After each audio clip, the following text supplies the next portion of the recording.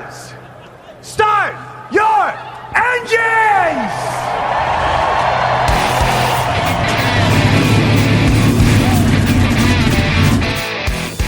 Hit the pace car! What for?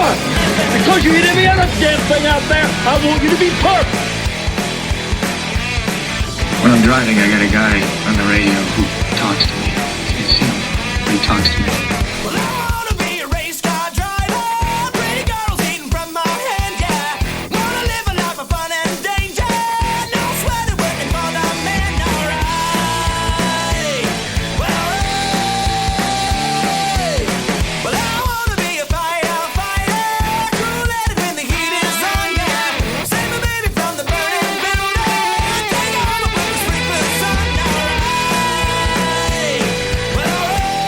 No, he didn't slam you, he didn't bump you, he didn't nudge you, he rubbed you. And rubbing, son, is racing. Hey race fans, welcome to the Hoobazoo Radio Network and welcome to Drafting the Circuits.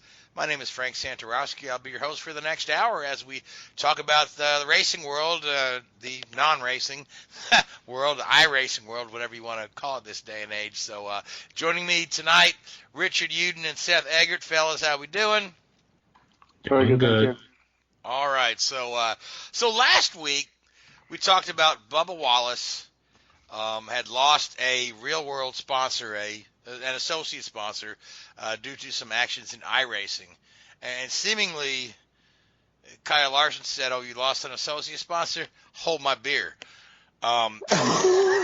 So, I mean, it's, if you don't think your behavior has real-world consequences, my gosh, Kyle Larson is in a world of hurt right now, and we'll get to that in a little bit. I didn't want to lead the show off with that, but it is literally the biggest current racing story. But the biggest racing story of the week was the passing of Sir Stirling Moss at the age of 90. Stirling Moss, Formula One driver from Great Britain.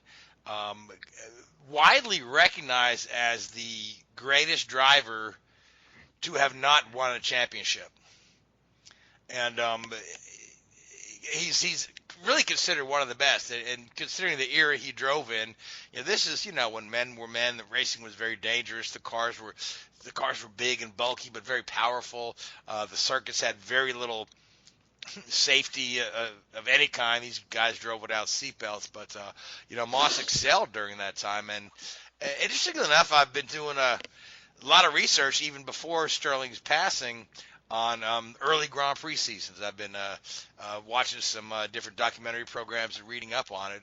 And the interesting thing is, Stirling Moss has I want to say, Richard, is it 12 Grand Prix victories? 16, I thought. 16? Okay. So, I mean, he's 16 wins from 66 starts, which is a pretty good hit record. Pretty good hit record, yeah. Ratio, yeah. But when you consider the fact that, honestly, these guys race so much more often than the stats show, because there were so many, what you call non-championship races. Like, take, for instance, the inaugural season of Formula One, 1950. Right? I was reading up on this the other day. There were actually 17 races run to Grand Prix spec, but only like 7 of them counted toward the championship. And one of them was the Indy 500, which, most of the Grand Prix guys avoided for the most part. But so you had all these non-championship races, and Stirling won a ton of these non-championship races. And the non-championship races are sometimes called trophy races. They used to always have one in Great Britain. Was it a Brands Hatch trophy race or Silverstone sometimes? They and these non-championship races continued all the way into the 1980s. So you had additional Grand Prix that guys won, but their stats don't show. So I mean, Stirling Moss won quite a few more races than his record shows. So now, Richard, you're from England, we know that. And Stirling Moss is a hero there. So just tell me a little bit, from your point of view on Stirling Moss and what he meant to the world of racing, because a lot of folks they hold him in very high regard. Oh, without a doubt. And I think you made the point there that unfortunately he was probably best known, as you say, as the driver with, the most talented driver never to have won the World Championship. And I think in a span of 6 years, I think he came, sorry, I got to hit 7 years where he actually competed at the top level. He came second 4 years in a row. And then came third the following 3 seasons. So, and that was with one of the seasons, 1960, was almost like a half. Yeah, I think he completed 4 races out of the 9, and he still finished third in the championship with 2 wins. So the performances of the guy were phenomenal. And the way the drivers those days could adapt between different cars, the swap and change between cars, throughout the season in terms of engines and chassis designs and the like. So it was incredible, his versatility, and to also have won, and also taken in so many other forms of races. I mean, there's like probably 10 24 hours of Le Mans, and the 10 Sebring, the Mille Miglia in Italy, which is actually probably one of his most famous victories, actually. I think is in the mid-50s when he was just getting going as a Formula 1 driver. He won out there for Mercedes. Yeah, that was a huge race in the day, the Mille Miglia. Yeah, and that's probably his sort of, outside of Formula 1, his crowning glory. He even did the Rally of Monaco as well a couple of times, which I never realised, and came second in that. So, a bit in the mould of like the Jim Clark sort of style of driver, but thankfully, he didn't. He survived his career as his racing career. But outside of that, he was also a very sort of, how should we describe it? And I'm sort of poking fun at myself. Really, he was very English. He was this archetypal sort of English sort of gentleman sort of thing. And there's a famous interview that he did, because he did a lot of TV work after he retired. And there's a famous interview with James Hunt, who, as we all know, was probably the polar opposite of Stirling Moss in many, many ways. And he was being asked, he said, "So James, this year's cars are completely different from last year's. They've got a lot less technology, a lot less downforce, but you're still achieving these fantastic lap times. What do you put that down to?" And knowing that it would make him uncomfortable, James Hunt just turns around and says, "I got big balls." And it was brilliant. It's just, he's like, "Oh, just stop being a bugger." It's just like, I mean, he almost in many, many ways sort of reminds me of my grandfather sort of thing, that sort of generation group. Yeah. I actually saw that interview just the other day. Somebody posted it on social media, and Stirling was like, dropped the microphone and says, "We can't use that." Yes, it's so funny, and that just sort of sums him up. That is almost like the sort of public service announcement voice, that very sort of proper old sort of 1940s sort of British accent and way of carrying himself. But he stayed active, the guy did. I mean, it was only a couple of years ago that he really withdrew from public image. But I mean, there's clips around Mercedes when he did driving with Lewis Hamilton at Silverstone a few years ago, and all these sort of things. So. Yeah, and he was a regular fixture at Goodwood. Oh, yeah. I mean, especially the Revival Festival and all those sort of things. He was right up his street. And because he was a car guy, he was a racer. And, that's what he cared about. And he cared about the car and how you drive them and how you understand them and how you grow into them. A little bit different from to driver, but they still shared that common passion, I think, and that common understanding of what it takes to be successful and to win. And I don't think he would have ever changed or come across and changed how he performed, because of the way he carried himself. He came out of the Formula 1 career, with this huge amount of respect for how he carried himself and how he performed. And I mean, it's a sad loss to the world of motorsport, but you've also got to put it into context. The guy was, had 90 is a pretty damn good innings, isn't it, on anybody's book? And he's certainly got to be remembered for everything that he did well in the sport and what he contributed, especially to British motor racing. And it certainly will not go unnoticed in the future. No, certainly. And some of those championships he lost were against Fangio, who was stacking them up left and right. I believe he won. He was the first guy to win 4 in a row. Back in the 50s. Yeah. And even if you watch some of the tactics that Fangio's team would use, that you would never see in racing today. Like if Fangio's teammate was faster, they pull him in the pits and switch cars. Yeah. And that happened in the final race.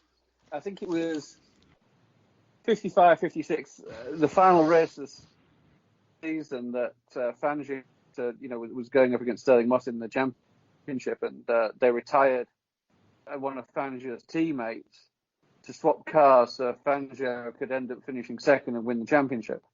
So, there you go.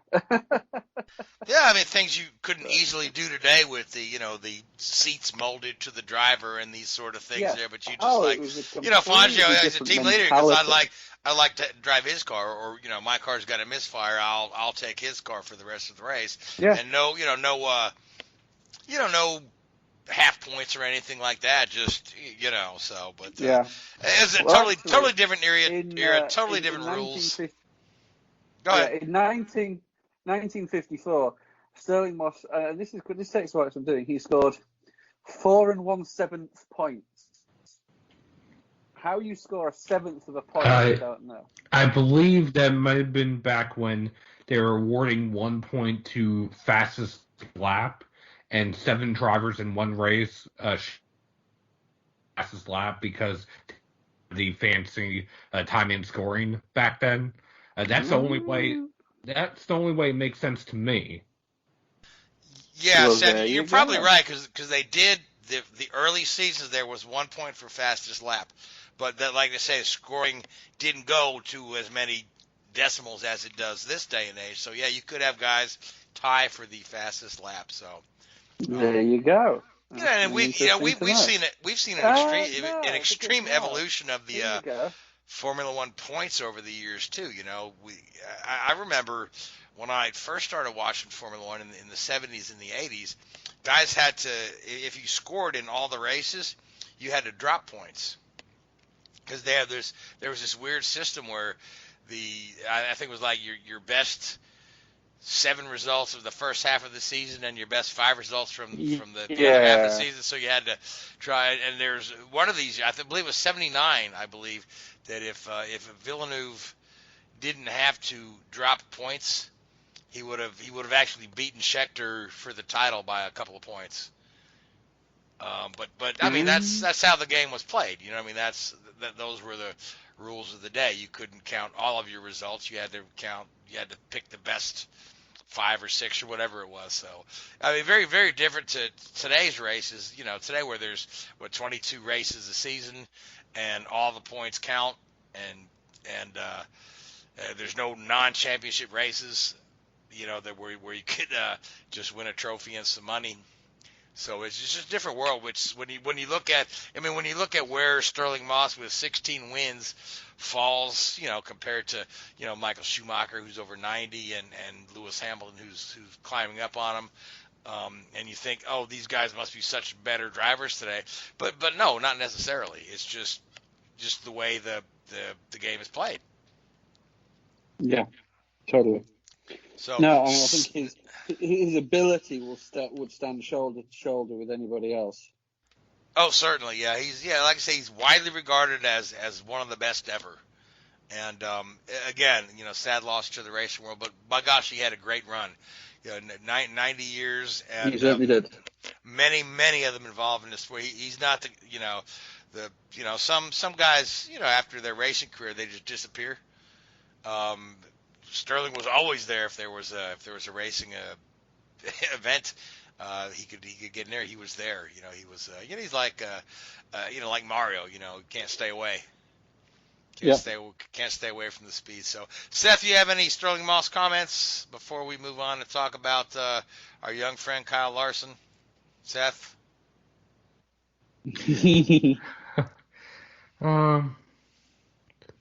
Regardless if you know the name Stirling Moss or not, he's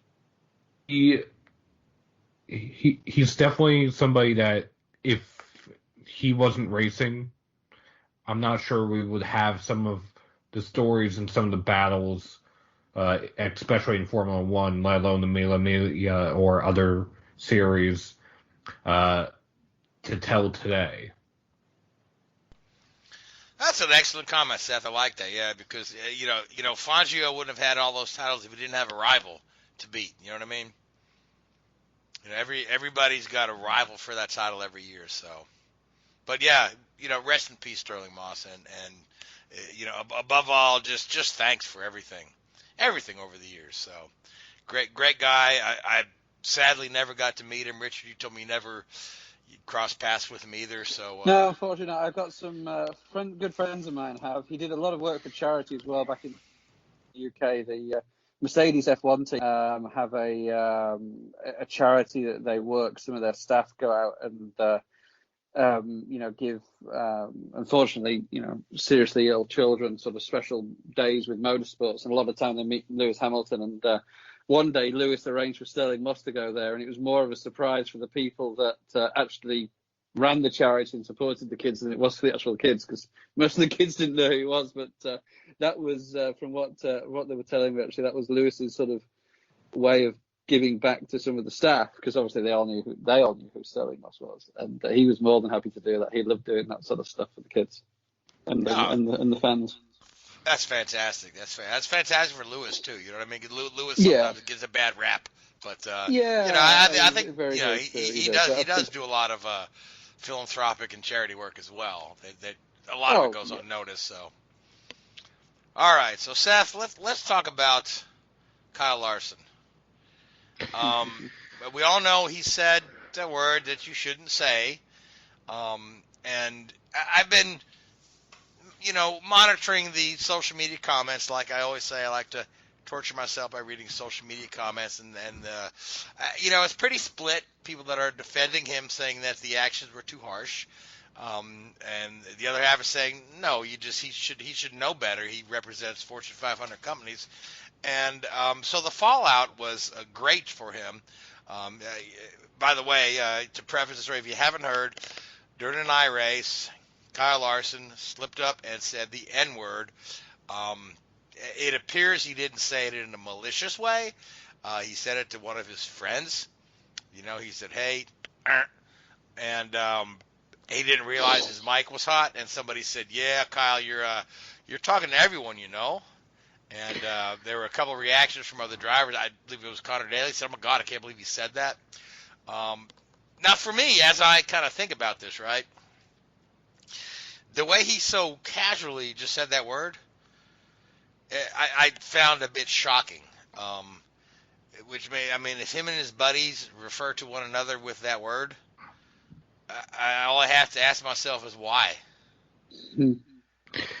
So I just, this day and age, especially anybody in the public eye, you should just probably strike that word from your vocabulary. And we've seen, just to say anything racially charged this day and age will cost you dearly. We've seen, news reporters. We've seen actors lose TV shows.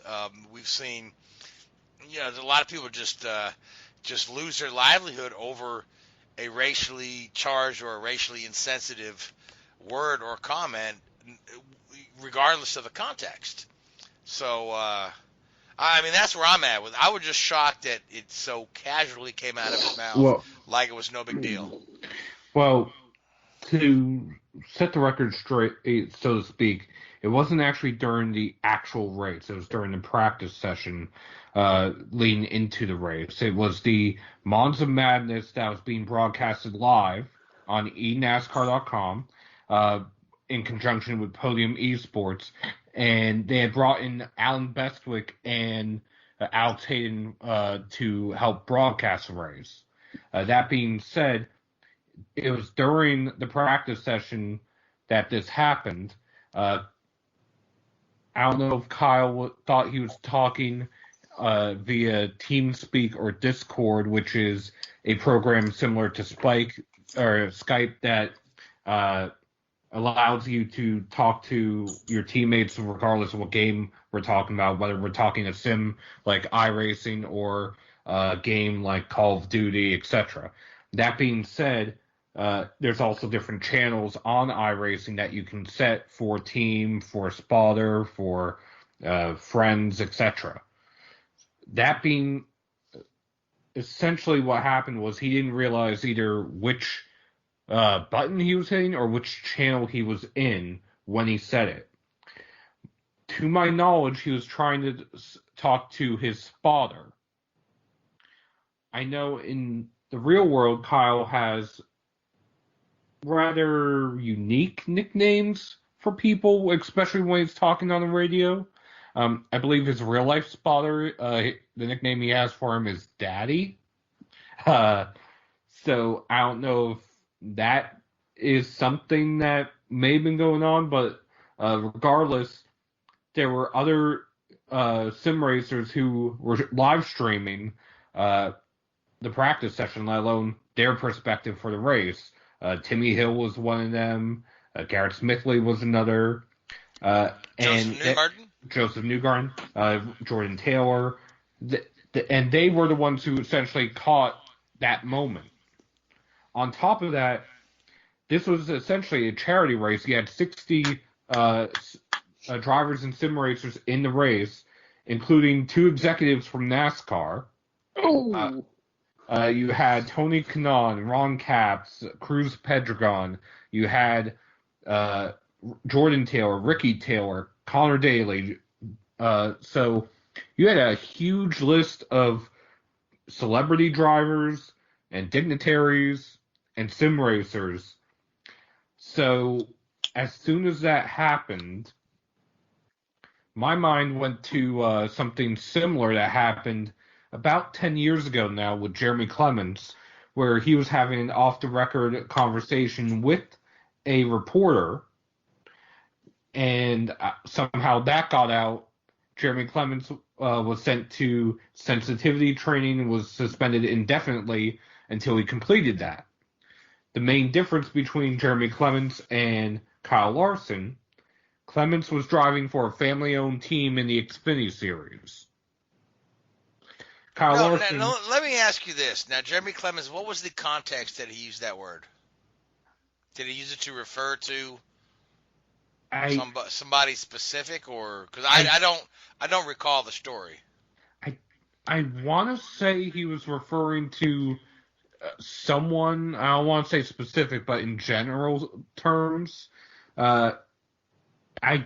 because I wasn't there and I've only read about it. There was never any recording or anything like that. I don't know if he was saying it casually like Larson did, or if he was saying it in a more derogatory, pointed way. So, but the main reason why I brought it up is because that's exactly what I was thinking about after I heard Larson and watched the various Twitch streams, because some people that were watching the streams actually went and clipped the replays of that moment. Oh yeah, it's all over social media. I mean, if you want to see that clip, you only have to scroll a little bit, and there it is, again and again and again. And on top of that, some of them who shared it on social media specifically tagged drivers like Raj Karut, who is African American, or other NASCAR personalities, Darius Gilliam, who is a YouTuber who is African American, essentially to get their thoughts on it, which to me rubbed me the wrong way, because they're going to see it regardless. It's poking the bear, isn't it? Yeah. To me, it was poking the bear. All of that considered, I expected action from NASCAR, which they did suspend him indefinitely. They did require Larson to go to sensitivity training, as did the World of Outlaws. I wasn't expecting iRacing to suspend Kyle Larson. Typically, in a situation like this, what iRacing would do is suspend the voice chat privileges on the service. Then the sponsors started speaking out, and one by one, they first announced what Larson said. Then they announced they were terminating their deals with Larson, whether it was Chevrolet, McDonald's, Credit One Bank, Clover, First Data. The only sponsors he has left are Plan B Sales and Marketing and Finley Farms, which sponsor his World of Outlaws efforts. Right, and the news earlier today that Chip Ganassi terminated the contract with him as well. Yes, as did Chevrolet. Right. So I mean, Chip's between a rock and a hard place. He's like, it's like, you can run Kyle Larson, but you can't put him in a Chevrolet, and you can't put McDonald's on the car or Credit One on the car. So he's as much as talented as this young guy is, boy, what a tremendous fallout from, just, I got his own stupidity. I mean, he should. Oh yeah. I mean, anybody should. Yes, please. Make a comment. No, I mean, by no stretch of the imagination can I think anybody, and unfortunately there are certain people on, some of these websites and forums and the like that are trying to defend what Kyle Larson said. Well, I don't think you can. I don't think under any context you can defend what he said. He's obviously come out as an apology, and it's I don't doubt that for one moment it's very sincere and it's very heartfelt. But I think there are instances like this where we have to point out that we're not saying, and I don't think anybody is saying, for want of a better word, that Kyle Larson is a racist. I think there's a big difference, unfortunately, between people that say racist things and people that use racist language, which is used all too often when it's not necessarily used by people who definitely certainly understand the context of it and understand the historical meaning of it. And there are people that do understand it and do use it in a very malicious way. Now, I think that everybody involved, especially on the NASCAR side, has certainly taken the right action and put him in a position where he's untenable at the moment. In a way, from his perspective, this shutdown that we have of the racing car at the moment probably helps him a little bit in that everybody's been suspended from driving right now. And it'll be interesting to see how, because the guy has to be given a second chance. I don't think there's any doubt about that for what he did. As I say, to my mind, there was no malicious. Now, if it was malicious, I think it would be a very different story. But he needs to go through the appropriate training. He needs to go through the appropriate, course of action and to have an appropriate punishment for the stupidity that he showed. But it'll be interesting to see where he comes back and how he comes back, and hopefully, there are people out there that have, damaged goods, for want of a better word, that have come back and shown remorse and shown that they're a better character than that, and then gone on to better themselves and really regain the trust of people. And hopefully Kyle can do that. 'Cause I think he's a decent guy. I think this was unfortunately what was that famous phrase that Trump used? Locker room talk.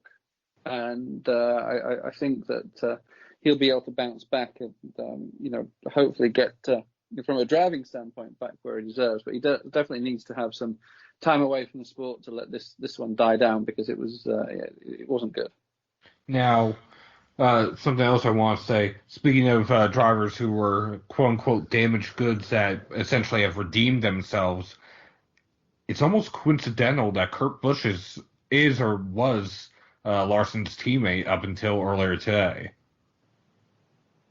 because of all the various antics that Kurt Busch has been in over the years and how he's redeemed himself, and he started that redemption at Stewart-Haas Racing. So it is just a little ironic, hindsight being 2020. Wasn't like Kurt Busch suspended for a couple races for domestic violence it turned out that he was perfectly innocent? Yeah, and that what was her name, Patricia? Driscoll. Oh, wasn't she the Turned out that she assassin or she something? was a CIA assassin, and she was a bit insane. But She's currently in jail. She's currently in jail for embezzlement from the Armed Forces Foundation. So, yeah, so you got to say Kurt probably wasn't a problem there. Yeah, so. But and as far as Kyle Kurt Larson has is had issues concerned, over the years aside from that. But aside from that, yeah, but he's and the funniest meme I saw was a picture of Kyle Busch smiling, and he says, that look you have when you're no longer the most hated Kyle in NASCAR. So, well, speaking of Kyle Busch, this is a little bit of a segue into the iRacing section. He will be running in the IndyCar race this coming Saturday in the number 51 Rally Energy IndyCar in the iRacing Challenge. That is at Motegi, right? It will be at Twin Ring Motegi. Right. Yeah, I'm looking forward to that one. So just before we move off from the Kyle Larson thing, where the guy's good, he'll be back in NASCAR. I don't think there's any question about that. Once he's gone through his appropriate sort of punishment, as it were. But where do you guys think he'll end up? Obviously, the Chevy thing sort of probably takes him out of the 48 because I think that would have been a perfect fit for him. Honestly, I mean, it depends on whether or not Chevy will forgive him after he's done his due penance. Once he's going to have to put some work in. I mean, at the end of the day, he's going to have to put some additional work in other than the road to recovery or the sensitivity training. He's going to have to do some outreach to the African American community and this and that just to clear his name. And I guess also if you've got Rick Hendrick turning around to the Chevy guys saying, "Hey, let's make this happen," if Rick wants it to happen, I'm sure it would happen. Honestly, at least until that point happens or something similar to that happens, I wouldn't be surprised some of the so-called backmarker teams take a gamble because where Kyle doesn't have anywhere else to go, if he's going to run when we do get back up and running, he's going to have to run somewhere. Granted, the equipment might be subpar, but with his talent, that it wouldn't be an equalizer, but he might give some teams the run of their season, if not the history of their organization. That being said, I wouldn't be surprised to see him maybe at Stewart-Haas at some point in the future. Tony has always... I don't think Tony's ever shied away from the fact that he does want Larson there. And Tony was a golden boy as well, wasn't he? So hence why I'm saying I wouldn't be surprised to see him in a Ford at some point. Yeah. What would you think about him being in an IndyCar at some point? There are a lot of folks who would really like to see Kyle Larson in an IndyCar. And, we've seen this before with A.J. Allmendinger when he was suspended by NASCAR for violating the drug program. Roger Penske put him in an IndyCar for the 500. And he I know it's really early to tell, but could it be that if NASCAR just wants to keep him suspended, he shows up in an IndyCar somewhere? It's not out of the realm of possibility. I would just have to think about what kind of sponsorship he would be able to bring to the table. That would probably be the main issue right now because, yes, he does have the two sponsors in the World of Outlaws still, but they're in the World of Outlaws for a reason, no offense. Yeah. Yes, Plan B Sales does sponsor an Xfinity or a truck every now and then, but they don't sponsor Cup cars very often. Right, because their budget is not that large. Right. Well, it'll be interesting to see what happens with Kyle Larson, but like I say, it's way early in this thing there. But for now, he's sitting on the bench.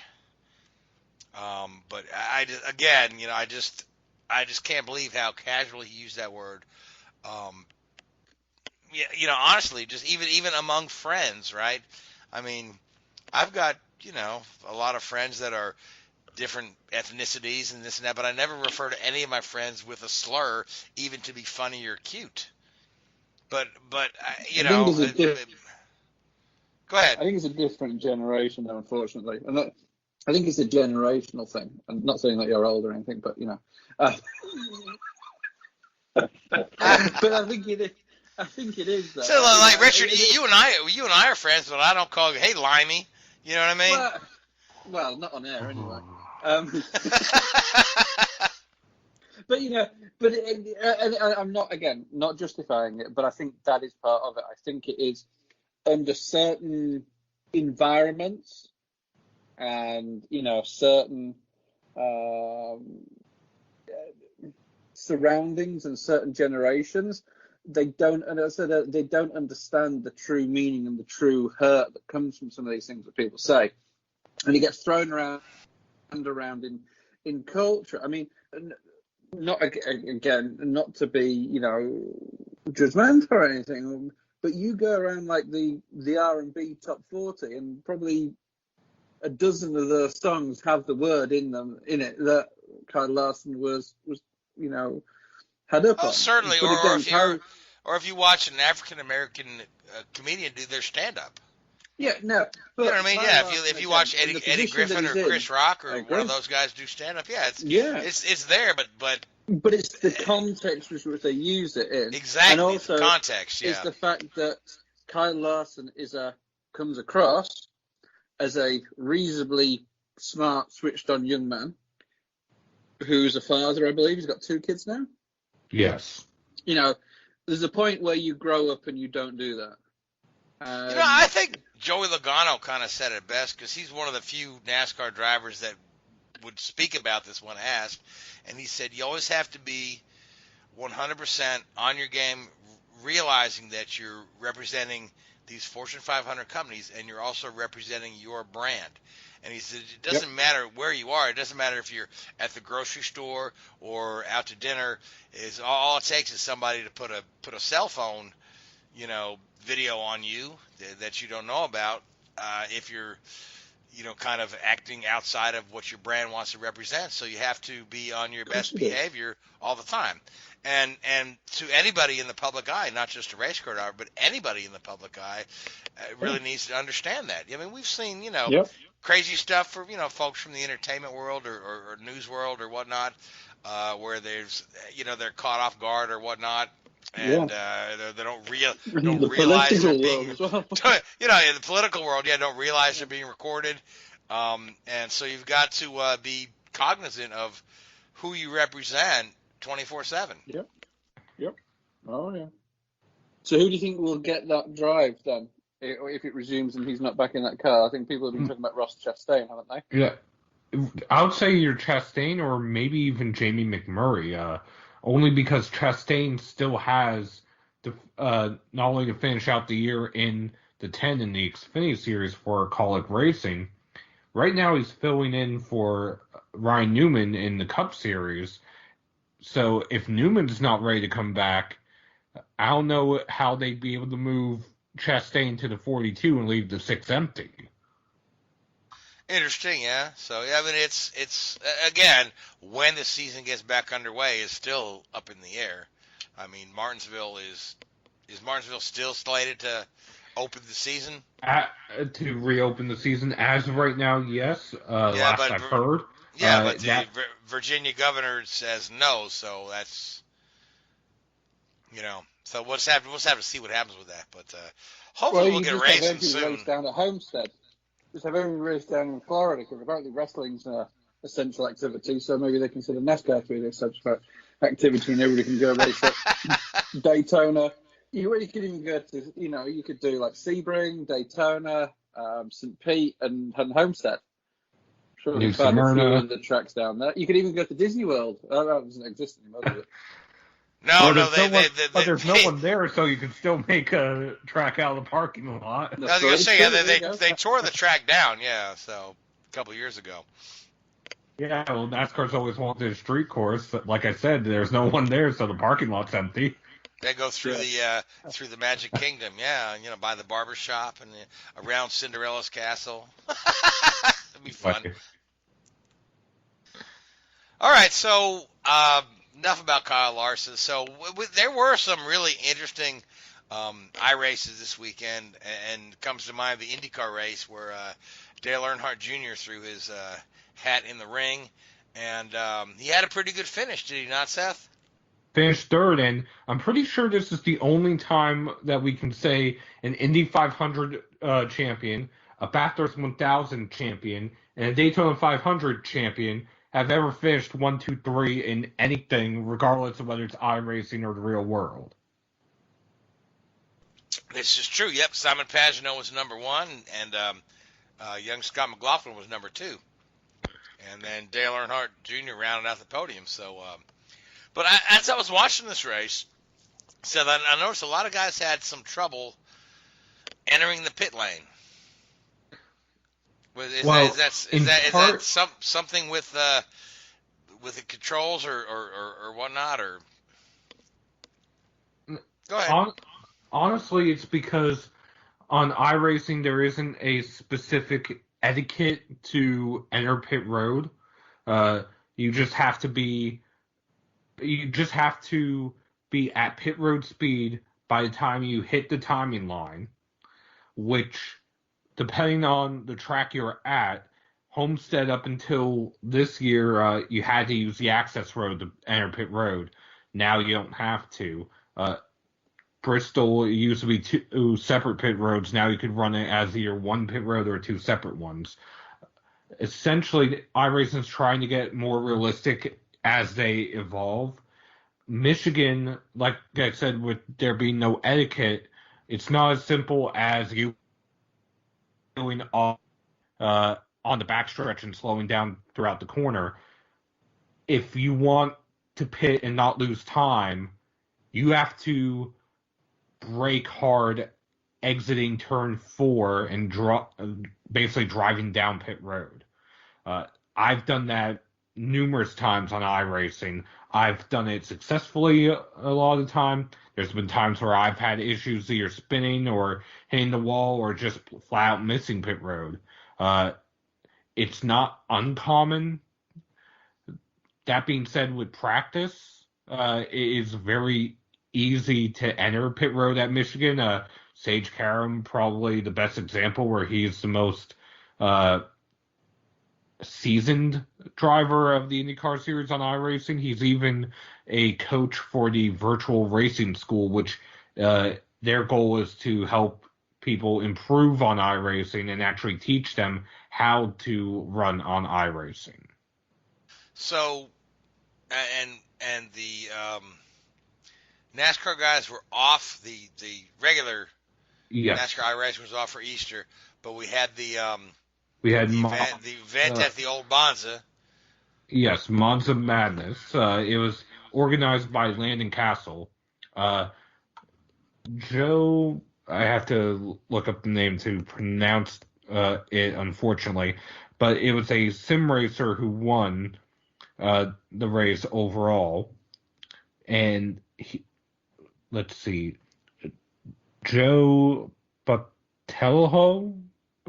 I'll be honest, I am familiar with him. It's just Justin Batelho.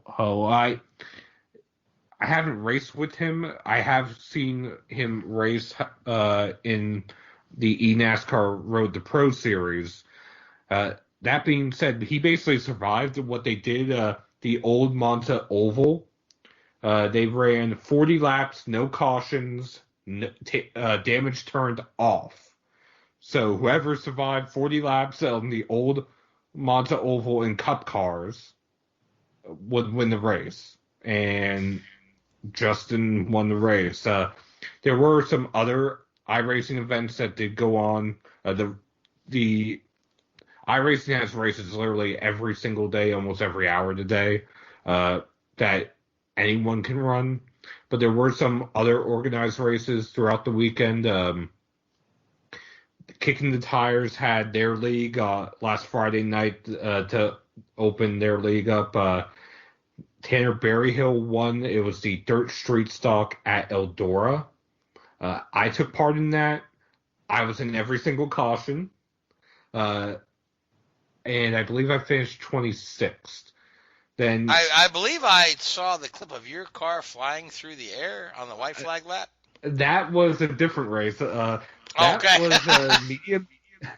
That was Medium Mayhem, which was Monday night, organized by Rob D'Amico, who is with the Big Green Egg Company. It's a grill company.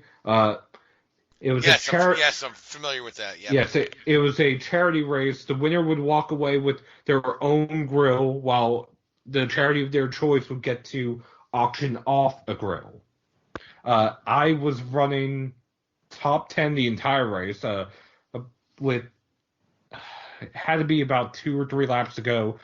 Dylan Welch of MRN got underneath me, and we were side by side. I got a push going into the second half of the dog leg in the street stock.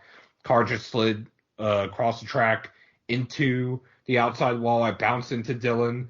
Dylan shot off through the apron, up the track, off the wall, came back down into me, and set off the big one. You took out Hatfield. well, Not you. In part, I'll take a little bit of the blame, but looking back at the replay, Dylan never turned the wheel back to the right. He just cranked it hard left and came down and wiped me out.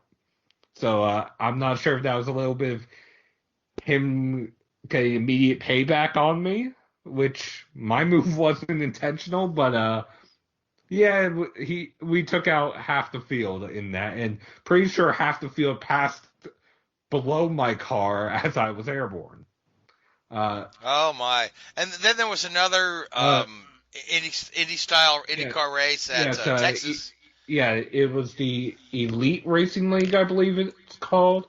I believe that's what it's called. Yeah, Oliver Askew was the winner of that one. Yes, and I believe that one's promoted by Speed 51. Speed 51, that's exactly right. Yes. There's a lot of different leagues that anyone can be a part of. Some are invite only. Some you can apply to join and they'll either say yes or no, and then others are open to anyone. And last night was the eNASCAR Coca-Cola iRacing Series that was won by Ryan Lewis for the 3rd race in a row. Williams Esports has won the eNASCAR Series. It was actually the longest eNASCAR race in the series history, dating back to 2010, at 1 hour and I think 54 minutes or so. It was at Richmond, and I think tempers are running high because there were a couple of drivers that, I believe there were 2 drivers that accounted for 8 of the cautions of the 16. Same 2 guys, yeah. And then they had the one that they call The Race. The Race, yes. The Race, and that's the one where I read that our Jacques Villeneuve, who I have a love-hate relationship with, didn't have a rig, so he played at his kitchen table with an old Xbox controller and started at the back of the field and finished 6th. Yes. Now, for what the platform that the race uses is RFactor 2. Both RFactor 2 and iRacing, yes, you can use a keyboard or a game controller, whether it's Xbox, PS4, etc. It is not recommended for you to use those because it is extremely difficult to control the car with a controller or with the keyboard. So for Jacques Villeneuve to finish, let alone finish 6th, is impressive. That is impressive, yeah. So now let me ask you a question. Going back to the race at Monza, right? My understanding is that like when iRacing sets up these tracks, they go and do a digital scan of the actual track. Yes, they go and do a laser scan. So now the Monza, the old high banks of Monza are covered with grass and crumbling. I mean, how did they pull that off, or did they just kind of recreate it digitally from old stock footage? It was honestly a combination of their traditional method, which is laser scanning, and stock footage, which is something they're actually in the process of doing right now with North Wilkesboro Speedway. They went and they laser scanned the track, and in the art department, they go and recreate it to a certain point to its glory days. Granted, they kept all the bumps that are currently in the track. Not the fact that it's crumbling, but you will hit every single bump that existed then and still exists to a certain point today, which makes it Monza extremely difficult to corner and handle. I believe I've run there in the IndyCar on iRacing and in the Lotus 79, which the line they use versus the line that the NASCAR stock cars use are two completely different things. And I always found it difficult to control. I think I maybe have finished once there, and I know I've run at least 20 races there. So Yeah, the reason I ask is because I've seen a few social media comments where people were wondering if, why can't we have like the old Ontario Motor Speedway or Riverside? And the answer is because the track no longer exists. There's nothing to digitally scan. But I mean, can the whole thing be recreated from stock footage? Do you think? I'm not a big tech guy on doing these sort of things, but I would imagine it's probably semi-possible. Is it semi-possible? Yes. Is it practical? Is probably the better question. Two tracks that I'll use as an example that are in the process essentially of being destroyed right now: Nazareth Speedway and Texas World Speedway. Could iRacing theoretically go and scan both of those tracks right now? Yes.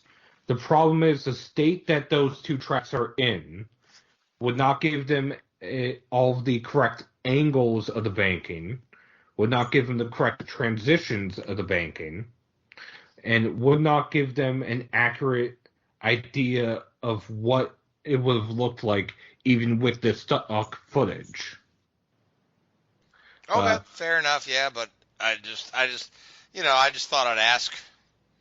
It's more, without being able to go and laser scan it, they can't get it accurate to the millimeter, which is essentially what their goal is overall. I know they have North Wilkesboro Speedway in the works. They have Fairground Speedway Nashville in the works. They have but those tracks are not in the state of disrepair that like Texas World and Nazareth are. I know they have one track that is also retired in the works. That it's up to them when they announce it. So that's all you're getting from me. But that one, I would say, if it wasn't for certain people, it probably would be in the same state as Nazareth right now. So I'm honestly excited for when they do finally announce that one, because I think some people will have a ball with it. Is it an old NASCAR track? Yes. The Rockingham? Rockingham is on the surface already. Oh, okay, all right. I'm just trying to guess here since you won't tell me. Trying to think of retired NASCAR tracks. Even if you guess it, I'm not going to tell you. Well, Seth, you're horrible. So, Richard, since Seth is being horrible, what's your take on all this e-racing stuff? Have you been watching any of it at all? I've seen a little bit of it, yeah. I think it needs to grow a little bit. I think some people are doing it very well. Some people are making it look pretty crass and not great. But I think slowly it'll build up, and I think the guys that do it seriously and the guys that do it properly, they're incredibly talented. I mean, I used to dabble in it, and I used to, back in the day, You know, we used to do RFactor racing with guys like Anthony Davidson and Jacques Villeneuve used to come in every now and again, and we used to do it on a Thursday night. And back in the UK, we always used to race at like 1 o'clock, 2 o'clock in the morning because Jacques was over in Canada and he didn't want to, you know, he wanted to do it when he wanted to do it. So everybody had to filter into Jacques' schedule. But, you know, so we sit there for like 2 or 3 hours practicing, you know, trying to tune the cars, get the setup right, you know, get our best possible lap time. And then something like Jacques or Anthony would come on and just without doing any setup on the car, be like 2 seconds a lap faster than everybody else. You just think, how can you do that? And you know that it is a computer game, don't get me wrong, a simulation, but you really can tell the difference between, you know, the good guys and the not. You know, these guys are really good and they really do get it. And I think if it was embraced a little bit more and, you know, pushed, I think it could be. It's obviously never going to replace the real racing, but I think it could be a nice little. They could certainly work in tandem better, and I think that what you'll see going forward is the series will embrace it a little bit more, and you may have, you know, co-events sort of thing, events at the same time in the same sort of, you know, how good would it be to have like a, I don't know if it's even technically possible, but I'm sure it is with the real world telemetry and real time telemetry these days, but actually have like, you know, a real car, right, you know, doing a lap of Indianapolis, racing against, you know, people using virtual reality and all this sort of stuff, racing against, you know, guys on a computer, you know, and overlaying the images and all these sort of stuff, you know, just something to capture people's imagination and get people involved in it, I think, is only good for the sport. Well, certainly, yeah. To piggyback on what you're saying a little bit, for one, the NASCAR Pro Invitational that's coming up this weekend at Richmond, they kind of are focusing on the ones that are taking it more seriously. And the reason why I'm saying it is they only invited 26 drivers instead of the 30 or 40 that they have been. They didn't invite Michael McDowell this week, who actually had a sponsor sign up for this week. They didn't invite Keselowski. So there's, you know, some here and there that are not getting invited because they haven't been taking it seriously, or because Did they invite Clint Boyer? Yes, because he is the NASCAR on Fox in race reporter. So at least that's my understanding. But McDowell, in part, the reason why he wasn't invited is because if iRacing had their incident point system in place in that league 2 weeks ago, McDowell would have been DQ'd from the race twice because he exceeded the limit for disqualification twice. Yikes! So now, what I'd be interested to see is we've got a couple of these NASCAR guys, right? We've got Jimmy Johnson was running with the IndyCar guys. Dale Jr. did, and now Kyle Buschko do. When are the NASCAR E-League gonna let an IndyCar guy come over? Well, ultimately, I don't know if it's iRacing's decision or if it's NASCAR's decision. I know iRacing has the final say, but if NASCAR is not inviting them, I would put the blame more on NASCAR. I know Tony Kanaan has said that he's interested in doing it. I know. Yeah, I think Hinchcliffe said he's interested. I know Hinch. Well, yeah. I know Hinch is interested. I know Newgarden is. Yeah. So it's up to whoever NASCAR has administering the league to decide. That being all of this, as far as working in tandem, NASCAR has been talking about maybe having this iRacing league or having an iRacing league in general during the off season going forward. So in December and January, after the traditional season is over, having a exhibition iRacing league with some of their drivers, that might be something to look forward to, and I could see that being a place where at least the professional NASCAR drivers go towards, and that's outside of the eNASCAR Coca-Cola series, which are they pros? They're pros for iRacing. Some of them do race in real life. Some of them have aspirations of racing in real life. Will they ever be able to transfer their skills into a real-world experience? And how far would they go? It only depends on what they're able to do. Now, there is a guy in Europe that has. I can't remember. There's two. Martin? There's two NASCAR drivers in Europe. Christian Chalner, who hails from the UK, and Jarl Teen from Norway. But there's one. Jan Mardenborough was similar. You know, he was I believe he started off as a similar, you know, esports sort of, and then he competed in like the British GT Championship, Formula 3 Championship, GP2 for a couple of races for Carlin. Yes. And the 124 hour is done, the Blanchimont series. So I think there's some, you know, have sort of stepped up. I remember he had a massive accident at the Nürburgring one year that was pretty horrific.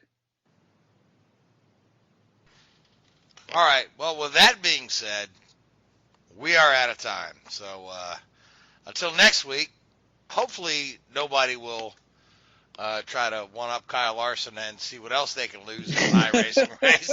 So, but I want to thank you, Seth. I want to thank you, Richard.